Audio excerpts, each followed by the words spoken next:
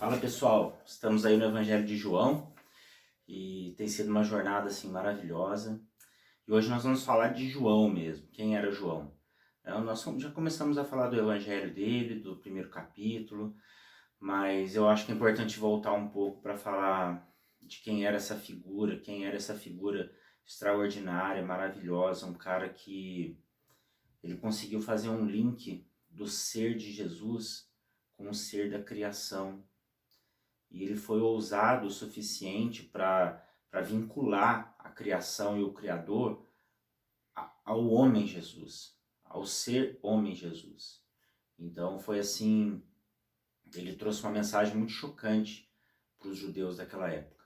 Então, João, ele tinha essa mente, ele conseguiu alcançar essa profundidade do projeto de Deus, do reino de Deus em Jesus Cristo, como centro de Jesus Cristo. Como se tudo que ele tivesse aprendido como judeu no passado, e todos os judeus que vieram do passado, ele tivesse dizendo assim para o judeu, olha, tudo agora convergiu em Cristo. O centro agora é Cristo.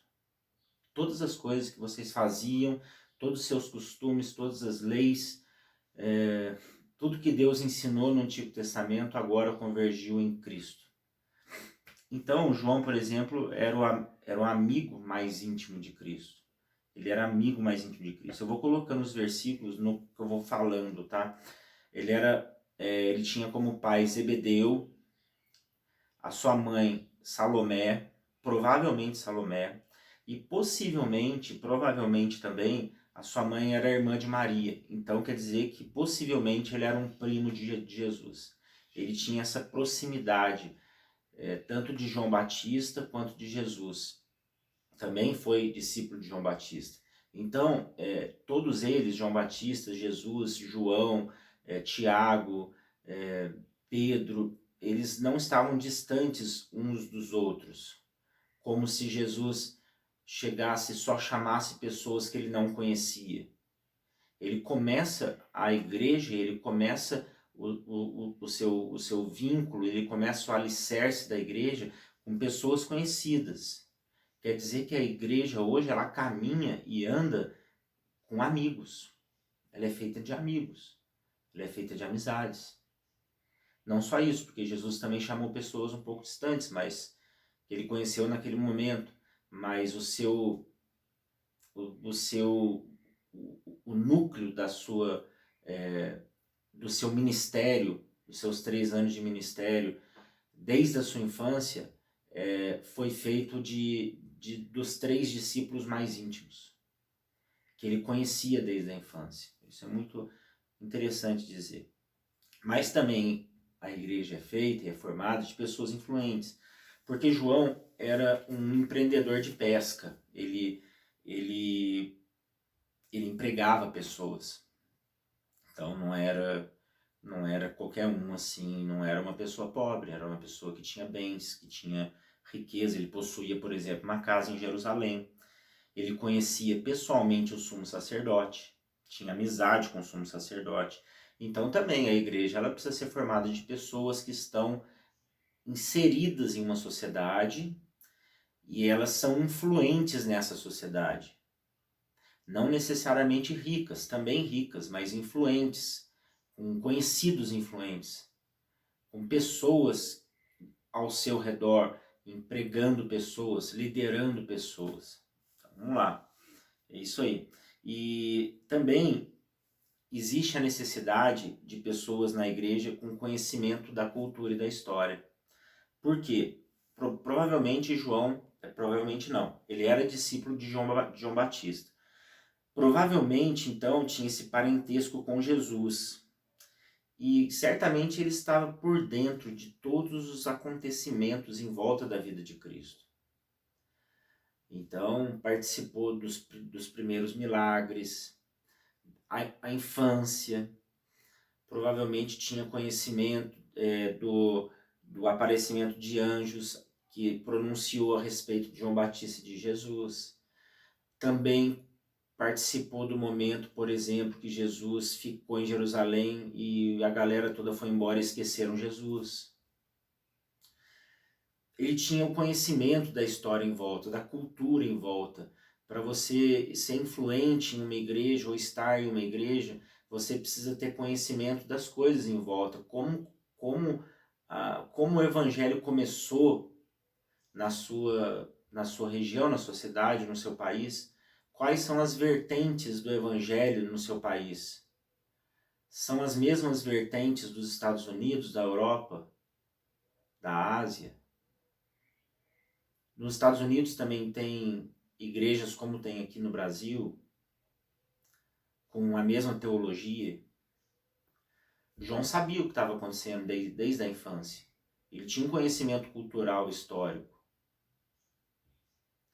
Na Europa existem igrejas mais racionais. Na Europa existem igrejas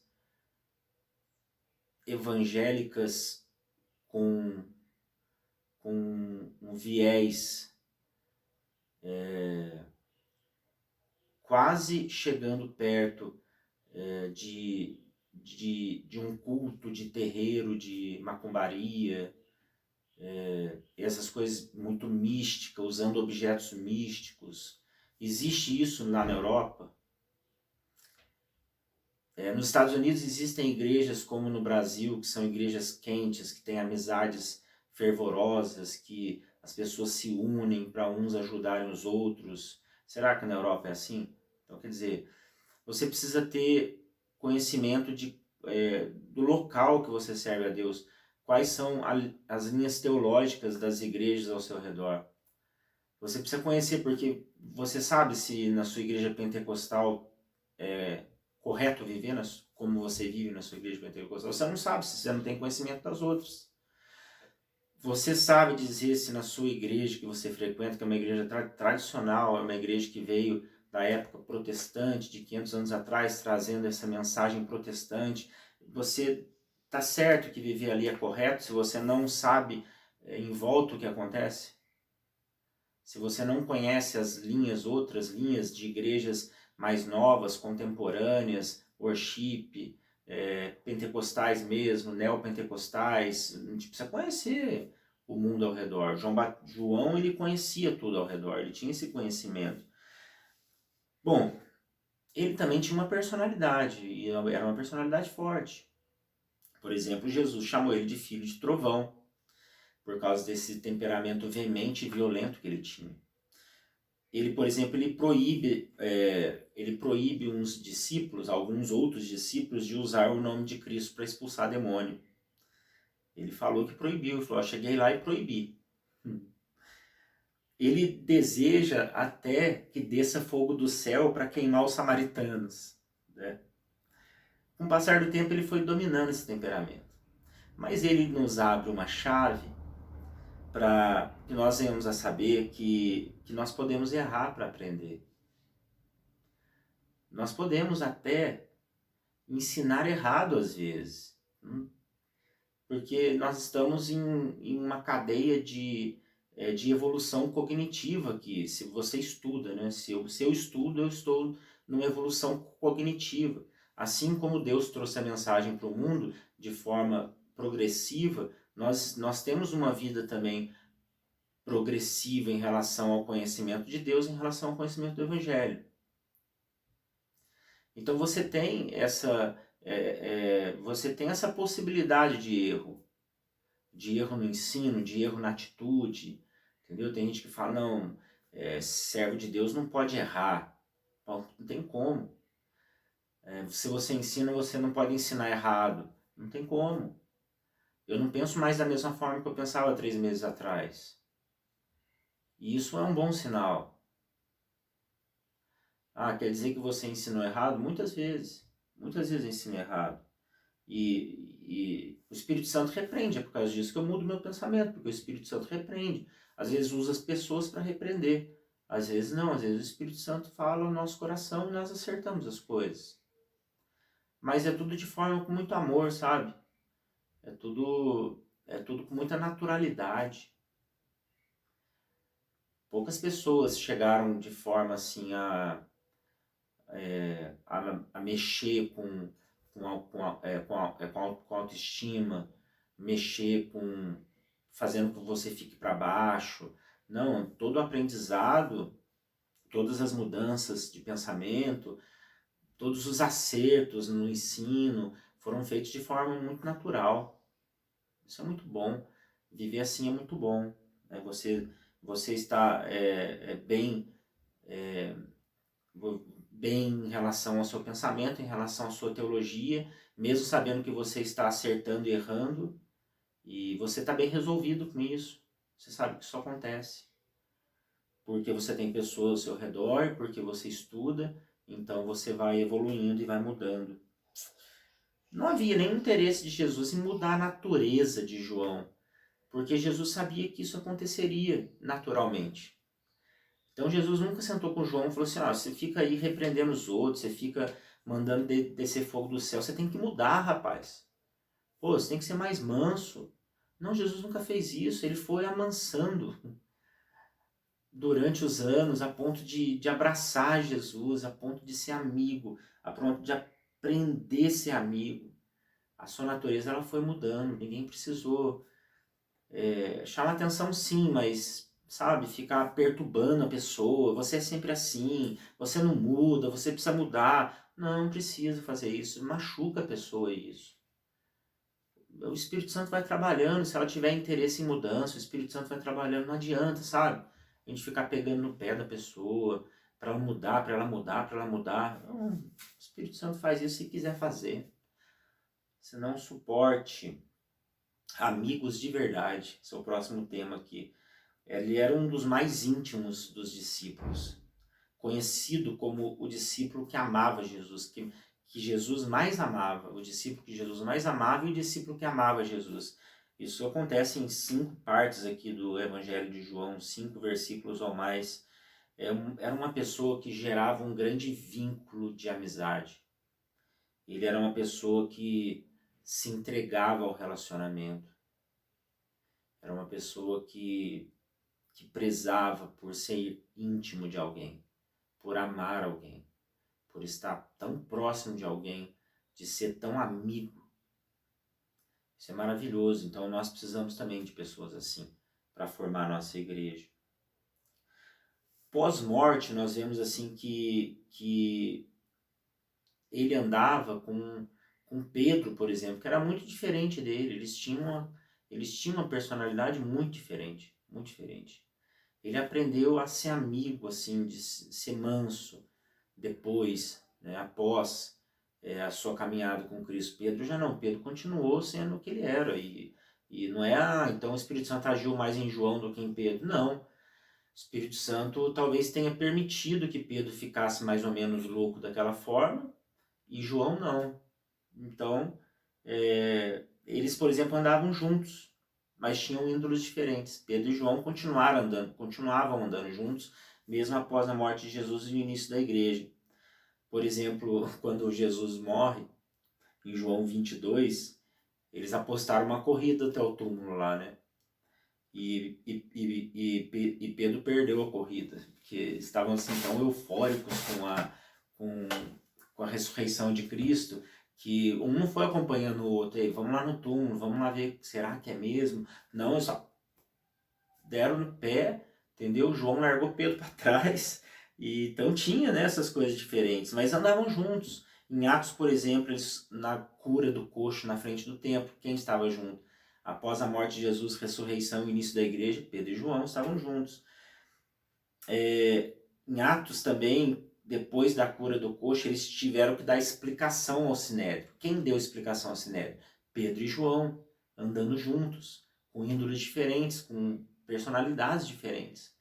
E o Sinédrio, eles ficaram admirados, porque Pedro e João eram pescadores, eram homens simples, e eles estavam dando explicações ali teológicas notáveis, que eles ficaram assim, que isso? Só um mestre em Jerusalém tem esse conhecimento que eles têm. Porque o Espírito Santo deu, como nós dizemos, essa capacidade cognitiva a eles, de irem crescendo mentalmente, espiritualmente, com a sua inteligência, com os seus estudos. Eles eram diferentes, foram enviados juntos para Samaria, né? Então, são pessoas diferentes que andam juntas. que conseguem andar juntos. Já Pedro e Paulo não se bicavam muito, né?